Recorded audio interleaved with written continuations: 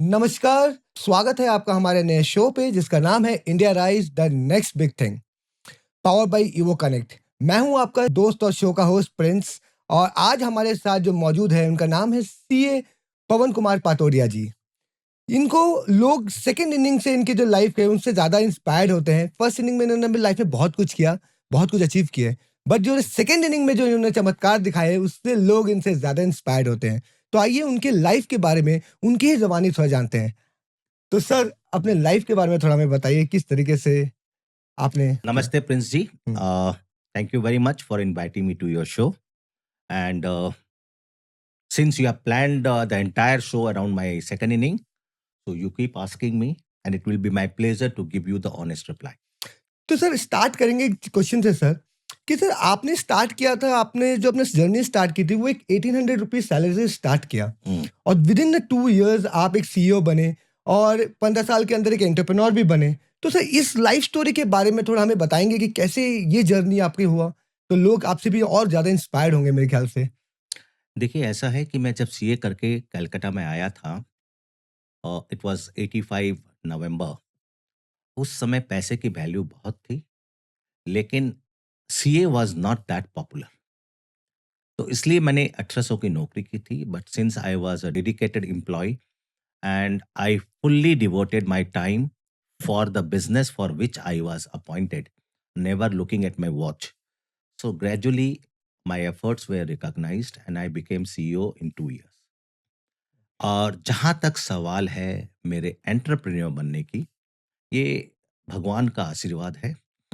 12 दिसंबर 1996 को सारी इंडस्ट्रियां सुप्रीम कोर्ट के एक पीआईएल से बंद हो गई। उसमें मेरी कंपनी में भी 16 कंपनियां बंद हो गई थी। And it was a big jolt. My employer went bankrupt. Calcutta की फैक्ट्री, उनके पास बेचने का कोई साधन नहीं था, बिकॉज यहाँ की लेबर की ग्रेजुटी पेमेंट और बाकी सब करना, बैंक्स के इंस्टीट्यूशंस के लोन पेमेंट करना, the liability was far too big. So he sold the factory to me for 1 rupee, and that is how my entrepreneur journey started.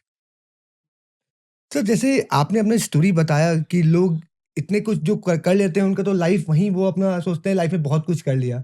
आपने तो 59 तक भी इतना करने के बाद आपने कैसे 59 के बाद रीस्टार्ट करने का सोचा?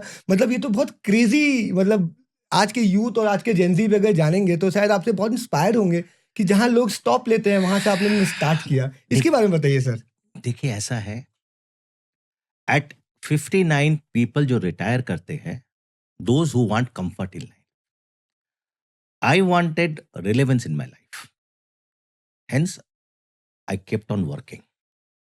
हाँ, आप ये जरूर बोल सकते हो कि at the age of 59, owning a volleyball team and starting a volleyball league was a badness, and this I am fully aware of, क्योंकि मेरी बीबी ने भी मेरे पर भरोसा नहीं किया था। जब मैं घर जाके बताया आज मैंने वॉलीबॉल टीम खरीदी है, even she was laughing at me कि पवन तुमको और कुछ मिला नहीं या बुढ़ापे में तुम्हारा दिमाग खराब हो गया।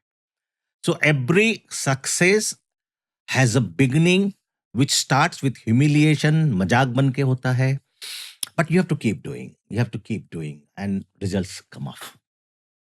तो उस फेलियर को जैसे आपने बताया कि आपकी वाइफ ने भी आपको बोला, तो आपको बहुत आपके फ्रेंड्स ने भी बोला होगा। उस फेलियर से कैसे फाइट किया और आपने और आज आप जो बता रहे हैं, जिस लेवल से हम जानते हैं कि वो जो वॉलीबॉल टीम है आज एक सक्सेसफुल टीम भी है। तो वो कैसे अचीव किया सर आपने? देखिए प्रिंस जी, इसमें कोई बहुत लंबा चौड़ा मेरा एफर्ट्स है नहीं। मैं आपको बताऊं, मेरे जैसे जो लोग जो पढ़े लिखे हैं, जिनको जिंदगी में कुछ अचीव करना, they believe one thing very clearly, you have to keep doing. जब मैं 2021 में 20 में रादर मैंने ये लीग ली थी, उस समय इंडिया में दो ही लीग फेमस थी, क्रिकेट, कबड्डी। या Unfortunately, ISL and hockey, which hockey is our national game, but they were blinking. IPL की फ्रेंचाइज खरीदना मेरी औकात के बाहर था, बिकॉज 15,000 से 20,000 करोड़ चाहिए।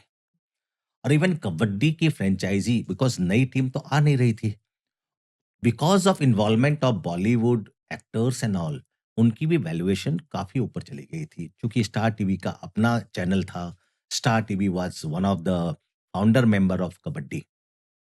तो सस्ते सुंदर टिकाऊ में अगर कुछ हो सकता था तो वो था कोई ऐसी गेम जिसका नाम हो, लेकिन जो आज के दिन बहुत पिछड़ गई हो।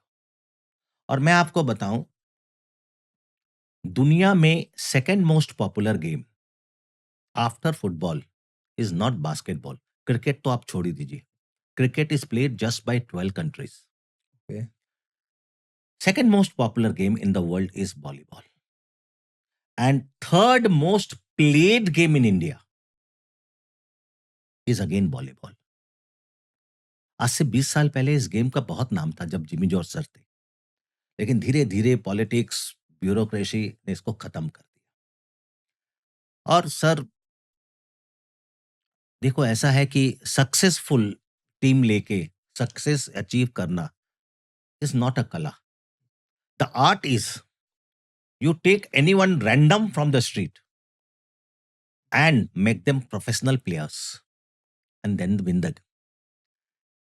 बड़ी चीज ये नहीं है कि मैंने वॉलीबॉल की लीग खरीदी या फ्रेंचाइज खरीदी। बड़ी चीज ये है मैं सीजन 1 का चैंपियन बना, जबकि बाकी 6 टीम्स जो थे वो सब इस लाइन में पिछले 20 साल से हैं। उनका experience in volleyball is very very high and they virtually command the players pool and everything. तो तकदीर ने साथ दिया, पहली सीजन जीत गए तो थोड़ी सी इज्जत बन गई। सर, हमने पहले भी आपके वीडियोस में देखा है, आपका एक बहुत बड़ा फंडा रहता है, कीप डूइंग इट। तो सर, इस फंडे के बारे में बताइए कि इसका क्या मतलब है, इसे किस तरीके से हमें लाइफ में देखना चाहिए? देखिए, किसी भी बिजनेस, किसी भी प्रोफेशन या कोई भी काम, चाहे वो खेल ही हो, कभी भी ग्राफ 45 डिग्री होता नहीं। तो ग्राफ हमेशा अप डाउन ही होना चाहिए, क्योंकि सीधी रेखा तो हार्ट अटैक की निशानी है कि the man is dead. Right. तो मेरा ये बोलना है कि जिंदगी में जब जब आपके लाइफ में आप कुछ नया करने जाओगे, लोग आपका मजाक भी बनाएंगे, आपको फेलियर भी मिलेगी, आपको बहुत ज्यादा नर्वसनेस भी आएगी, बट छोड़ना is no solution. Keep doing it. जैसे मैं अपना एग्जांपल लूं, जब मैंने वॉलीबॉल की टीम ली, मेरे बच्चे जो एमबीए किए हुए हैं, उन्होंने मुझसे पहला क्वेश्चन पूछा कि पापा आपने हमसे डिस्कस भी नहीं किया, we are so qualified. I replied one thing, मेरे को पैसा इनहेरिटेंस में नहीं मिला था, it was my own earning. और इसके साथ मैं क्या करूं, I think that decision lies with me and I see a future of this, because 2019 के बजट में निर्मला जी ने कहा था कि we allot 908 crore rupees for Khelo India. अब ये बजट स्पीच में बोलना, न तो 908 करोड़ इतना बड़ा अमाउंट था और न खेलो इंडिया इतना बड़ा तोप था, ये तो न्यूज कहीं भी अंदर आ सकती थी, लेकिन बजट स्पीच में क्यों बोला? इसका मतलब India is changing, this is a indication कि हम बड़ी बड़ी चीजें करने वाले हैं। 2020 में गेम आई, मेरा सीए का दिमाग बोला कि भाई इंडिया कॉमनवेल्थ भी करेगी और अपन ओलंपिक भी करेंगे। तो आज जब हम इस गेम में घुस जाएंगे, आज तो अवेलेबिलिटी है, क्योंकि एक लीग में मैक्सिमम 12 टीम हो सकती है, मिनिमम 6 से लेकर 10 तक, बिकॉज फिर नंबर ऑफ मैचेस इतने हो जाते हैं, कंट्रोल करना मुश्किल हो जाता है। And today you see this year the prime minister has given 5,000 crore. Now he says that CSR जो है 2% है, उसमें स्पोर्ट्स भी प्रायोरिटाइज किया जाएगा। तो अभी तक प्राइम मिनिस्टर ने कहा नहीं है कि कितना कंपलसरी देना होगा, लेकिन जिस दिन उन्होंने मन की बात में बोल दिया, तो अंडमान अगर इतना बड़ा टूरिस्ट स्पॉट बन सकता है, तो वॉलीबॉल गेम नहीं बन सकेगी? तो ये तो देखिए, ऐसा आर्किमिडीज ने भी जब रिसर्च किया था ग्रेविटी के ऊपर, तो लोगों ने उसको पागल ही कहा था। तो the world is not made by intelligent people, all the innovations are made by the people who are called crazy by the world. Correct, correct. Sir, और जैसे आपने अभी अपना स्टोरी बताया, तो उसके बीच में आपने बताया कि आपकी 1800 रुपए की सैलरी थी और उसके बीच में आपने इतने संघर्ष किए। तो उस फ़ेज़ के बारे में बताइए, क्योंकि सर वो फ़ेज़ जो होता है, वहाँ से लोग को निकलना और उस फ़ेज़ को हैंडल करना बहुत डिफ़िकल्ट फ़ेज़ होता है बेसिकली, क्योंकि आज आपके पास पैसा हो गया है, तो उसके बाद क्या है, लाइफ़ थोड़ा इलैबोरेट एंड ईज़ी हो जाता है। लेकिन उस समय तो डिफ़िकल्ट ज़रूर आपके लिए भी रहा होगा। उसके बारे में बताइए, आपने वहाँ कैसे। देखिए ऐसा है कि जितना छोटा आप 1800 को बता रहे हो, उतना छोटा 86 में था नहीं। लोगों की सैलरी उस समय 300-400 भी हुआ करती थी। ड्राइवर्स 450 रुपए सैलरी होती थी, तो ऐसा नहीं है कि बहुत कम सैलरी थी। लेकिन जिस इंडस्ट्री में मैं था, प्लाईवुड, उस इंडस्ट्री में बहुत कम थी, because that was highest paying industry. हाँ, मुझे तकलीफ होती थी जब मेरी सैलरी से 20 गुना ऊँची सैलरी वाला मुझे आके सर बोलता था। तो मुझे लगता था कि यार मोर नाचे ही नाचे, अपने पैर जब देखता है तो उसको अपनी औकात पता चलता है कि मैं सुंदर नहीं हूँ। तो मुझे यही चीज़ काटती थी अंदर कि यार, but I believed in one thing and that is why I joined a mediocre company, because if you join a big company, आपके लेफ्ट, राइट, ऊपर, नीचे सब पढ़े-लिखे लोग होंगे। तो the chances of growth are pre decided कि आप यहाँ से यहाँ जाओगे, यहाँ से यहाँ जाओगे, यहाँ से यहाँ जाओगे, लाइक अ गवर्नमेंट जॉब। लेकिन जब आप मीडियोकर कंपनी जॉइन करते हो, सडनली वैक्यूम क्रिएट होता है और अगर आप वैक्यूम से ऊपर पुश हो गए ज्वालामुखी के जैसे, तो टिल्ट जो इनका जो पिरामिड होता है वो उल्टा हो जाता है और ऐसा ही कुछ मेरे साथ हुआ। और the owners were very good people, they had trust in me और उन्होंने देखा कि इस पावर को देने के बाद इस आदमी का दिमाग तो खराब नहीं होता है, हवा में उड़ने तो नहीं लगता है, whether he will be a loyal to the company और नॉट। जब उन्होंने 2 साल 3 साल मुझे टेस्ट कर लिया, तो आपने एक कहानी का पार्ट सुना है, लेकिन दूसरा पार्ट ये है, उन्होंने डे 1 से मेरी सैलरी रिवाइज़ की और करोड़ों रुपए का मुझे कंपनसेशन दिया। सो मैं आज की जनरेशन को आपके माध्यम से ये बताना चाहता हूँ जेन ज़ी को, they believe in switching over their job very fast. हुँ, उनको लगता है कि 3 स्विच ओवर, 4 स्विच ओवर करेंगे, तो ज़िंदगी में अच्छी पोज़ीशन पहुँच जाएँगे और पहुँचते भी हैं। बट ऑफ लेट, अगर मैं आज एक एचआर मैनेजर हूँ, तो मैं ये सोचूँगा कि जो आदमी 2 साल में 3 नौकरी बदली कर लिया, वो मेरे यहाँ भी टिकने वाला नहीं है। लेकिन जब आप एक कंपनी में कंसिस्टेंटली काम करते हो, तो उसका एडवांटेज ये होता है कि you have a team. The company becomes gradually dependent upon you. More powers are given you and you have to make your team. So the chances of growth are much higher in a mediocre company and 2 minute में सिर्फ noodles बनती है भाई, career नहीं बनते। Right. ये बात तो सर आपने एकदम करेक्ट कहा। एंड सर लास्टली सर, जैसे कि आपने अपने लाइफ में इतना कुछ अचीव करने के बाद, उसके बाद आपने वापस अपना लाइफ रीस्टार्ट किया, तो ये हंगर जो है सर, आजकल मैं देख रहा हूँ कि लोगों में ये हंगर 30 इयर्स में खत्म हो जाती है और आप में ये एट द एज ऑफ 59 भी ये हंगर कीप ऑन अराइविंग और ज्वालामुखी जैसे फट रही है हंगर, ये कैसे सर? इसको कैसे आप माइंडसेट को कैसे प्लान करते हो, कैसे ट्रीट करते हैं? थोड़ा इसके बारे में बताइए। देखिए ऐसा है ना कि वो जिन लोगों की आप बात कर, देखिए दुनिया में 3 तरह के लोग होते हैं। One who are born with a silver spoon, वो 30 में रिटायर करे, 50 में करे, उनको कोई फ़र्क नहीं पड़ता because they inherit a very big a, empire. दूसरे होते हैं जो लाइफ ज़ीरो से स्टार्ट करते हैं, एक जगह पहुँच जाते हैं और वो सैटिस्फाइड कि हमको जो चाहिए था उतना मिल गया, now I give time to my family. एक तीसरी क्लास होती है, वो ये सोचती है कि अगर मैं बैठ गया तो मुझ में जंग लग जाएगा। If I can serve the society, if I can serve the nation and still make my name, why not? आज मैंने स्पोर्ट्स लिया, सर मैं पैसे नहीं कमा रहा हूँ, I am burning 6 crore rupees per annum. आज मैंने अगर स्पेशल ओलंपिक लिया, I am not making money, I have to contribute there. The reason is, ये जब आप करते हो, जैसे आप बोलोगे what is the meaning of satisfaction? जब मैंने वॉलीबॉल स्टार्ट की थी, उस समय वॉलीबॉल का रैंकिंग वर्ल्ड वाइड था 177 India. Today we are somewhere around 60 to 70 और जिस दिन हम 50 के नीचे आ जाएंगे, हम कॉमनवेल्थ खेल लेंगे और 2036 में तो हम ओलंपिक खेलेंगे, इसमें कोई दो राय नहीं है। जब देश के लिए कुछ कर गुजरने की आप में भावना आती है, मोदी जी का नया स्लोगन आत्मनिर्भर भारत, मैं समझता हूं आत्मनिर्भर भारत खेल में भी होना चाहिए और किसी को तो शुरुआत करनी है।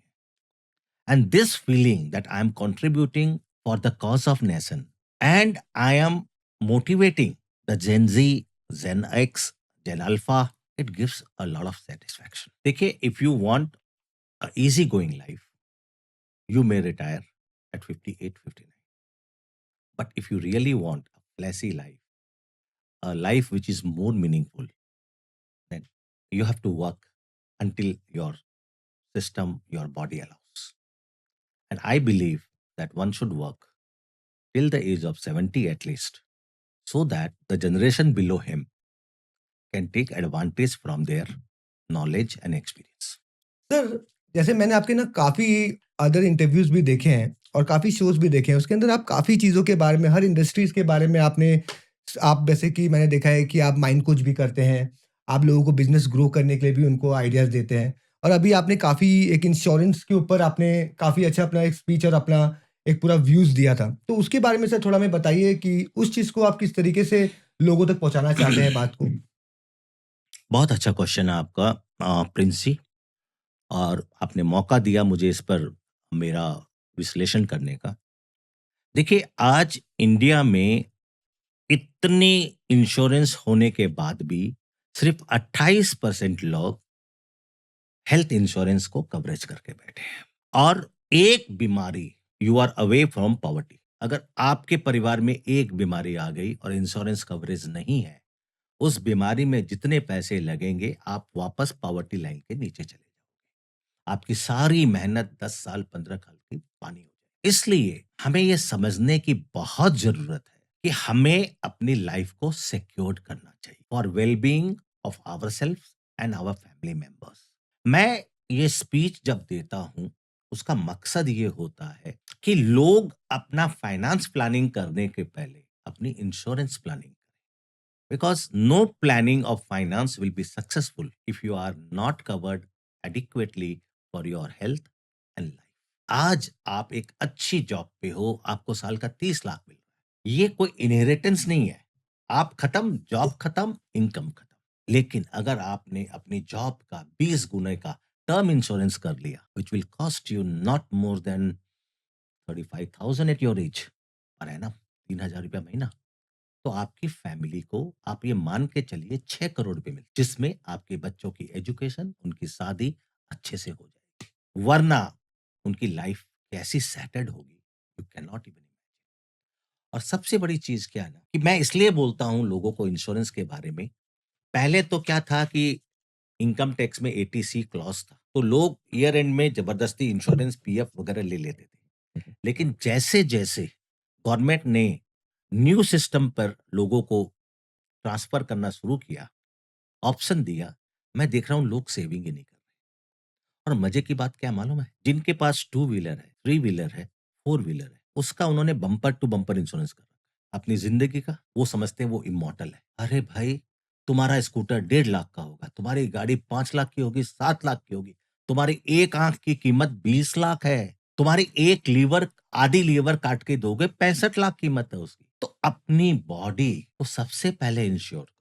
और सबसे बड़ी बात है, तुम्हारी जो ग्रोथ हो रही है वो 8% से हो रही है। इंश्योरेंस का जो खर्चा बढ़ रहा है वो 16% से बढ़ रहा है। यानी कि आज जो बाईपास 4.5 लाख में हो रहा है, 5 साल बाद, 4.5 साल बाद exactly will cost you 9 lakhs। और आपकी इनकम अगर आज 25,000 है, तो जितना इन्फ्लेशन है उतनी इनकम बढ़ रही है, तो आपके पास कुछ बच नहीं रहा है। इनफैक्ट आपकी लाइफस्टाइल डाउन होती जा रही है। तो अगर आप अपनी प्रायोरिटी में अपनी इंश्योरेंस को नहीं रखोगे, अपनी, अपने बच्चों, अपनी फैमिली की हेल्थ इंश्योरेंस, तो you are taking too big risk. और इसको ओवर कॉन्फिडेंस नहीं बोलते, इसको बोलते हैं fatal mistakes in life which are unrecoverable. आज अगर आपने 30 साल की उम्र में इंश्योरेंस लिया, आपका प्रीमियम अलग होता है। आप 60 साल की उम्र में प्रीमियम लोगे। अब तो गवर्नमेंट ने बोल दिया कि किसी भी उम्र में लेना पड़ेगा, नहीं तो पहले तो इंश्योरेंस कंपनी देती ही नहीं थी। और प्रीमियम इतना होता था कि आदमी सोचता था इससे सस्ता तो मेरे को इलाज हो जाएगा, बट फैक्ट वो नहीं है। आज हॉस्पिटल एक्सपेंसेस क्योंकि इंडिया में इतने सस्ते हैं कि पूरी दुनिया से स्पोर्ट्स हेल्थ टूरिज्म के लिए लोग आने लग गए। आज 38% टूरिज्म जो इंडिया को हो रहा है, it is because of health industry. तो मैं ये समझता हूँ कि मुझे लोगों को लाइफ कोचिंग देना या उनको मोटिवेट करने से ज़्यादा ज़रूरी है, उन्हें इस बात का एहसास कराना कि तुम्हारी ज़िंदगी में तुम्हारी हेल्थ इंश्योरेंस कितनी इम्पोर्टेंट है। और इसका मैं आपको लाइफ एग्ज़ाम्पल देता हूँ। 5 साल पहले मुझे अचानक पता चला कि मेरे गले में गॉइटर हो गया और अधिकतर डॉक्टर ने बोला ये कैंसर है। रिपोर्ट्स 50% बोल रही थी कैंसर है, 50% बोल रही थी नहीं। मैंने रिस्क नहीं लिया, मैंने 7वें दिन ही सुल्तान प्रधान से अपना ऑपरेशन करवाया। तकदीर मेरे साथ थी, मेरे को कैंसर नहीं था। लेकिन जब मैं इलाज के लिए जा रहा था, तब मेरे पास हेल्थ इंश्योरेंस जो ली हुई थी सिर्फ 4 महीना पुरानी थी और मेरी लाइफ सिर्फ 5 लाख कवर। उस एक इंसिडेंस ने मुझे इतना अच्छा सिखाया, आज मेरी फैमिली का हर मेंबर 6 करोड़ रुपए कवर है हेल्थ और हमारी family as a whole 135 crore रुपया कवर कर रखा ना हमने अपनी लाइफ। तो भाई ज़िंदगी के महत्व को समझो। अपनी ज़िंदगी अपने लिए है, ये तो मालूम है तुम्हें, लेकिन तुम्हारी ज़िंदगी तुमसे ज़्यादा ज़रूरत है तुम्हारी फैमिली को। If you are only bread earner for the family या आप बीवी बच्चा और वाइफ और आप मिलके स्पाउस और वाइफ मिलके अगर कर रहे हैं, तो वो जो गैप क्रिएट होगा एक आदमी के नहीं रहने से, एक अच्छा खासा परिवार बिखर जाए। तो मैं सोचता हूँ कि अगर मेरे स्पीच से उस महफ़िल में एक आदमी ने भी इंश्योरेंस ले लिया, तो कम से कम एक आदमी को तो मैंने वापस बीपीएल में जाने से बचा लिया। 100% सर। सर, आपकी ये जो इंश्योरेंस के बारे में आपने बताया और इतने अच्छे ढंग से जो समझाया with your life example, I believe ये वीडियो जो भी देख रहा होगा, वो अपने फैमिली के लिए, अपने बूढ़े माता-पिता के लिए और अपने खुद के लिए इंश्योरेंस ज़रूर करा के रखेगा, क्योंकि उसका इम्पोर्टेंस और उसका दोनों चीज़ आपने ज़रूर अभी इस पूरा वीडियो के अंदर में बताया। और सर, आपने आपका मैं जितने भी पुराने शोज़ देखा हूँ या आपके जितने भी मैंने इंटरव्यूज़ देखे हैं, उनमें आपका एक बहुत जो बोल सकते हैं कतिया कलाम वर्ड रहता है व्हिच इज़ बाउंस बैक, और आप रिजेक्शंस को लेके बहुत ज़्यादा कि उसको लेकर आप बहुत अच्छा एक्सप्लेनेशन भी देते हैं, उसको लेके बहुत ज़्यादा आप बातें भी करते हैं। तो उसको लेके थोड़ा एक्सप्लेन करिए सर, हमारे ऑडियंस को बताइए कि बाउंस बैक एंड रिजेक्शंस का क्या कनेक्शन है? लाइफ़ में कोई भी चीज़ ईज़िली नहीं आती। आप जो प्रोजेक्ट करते हो, अगर सब कुछ वैसे होने लग गया तो पूरी ज़िंदगी में सब आदमी